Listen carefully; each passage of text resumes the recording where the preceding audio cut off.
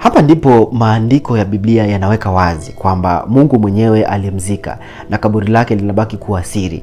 Wanatheolojia wengi wanaamini kwamba hili lilifanya makusudi kabisa ili kuzuia Wayahudi na watu kuliabudu kaburi la Musa badala ya kumwabudu Mungu. Katika Uislamu, Musa ni nabii mkuu. Ingawa Qur'ani haielezi waziwazi mahali alipozikwa, hadithi za Mtume Muhammad zinatoa dokezo la kuvutia.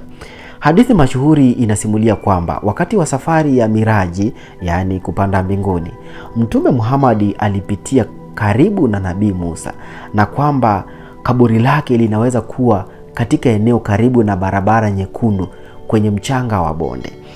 Maelezo haya ya karibu na barabara nyekundu na mchanga wa bonde huunganishwa na eneo la Jordani na Palestina ya sasa. Lakini hadithi hiyo pia inasisitiza kwamba Musa bado anabaki kuwa kiongozi na mwombezi mbele ya Mwenyezi Mungu. Pamoja na ushahidi wa kibiblia, kuna maeneo ya kihistoria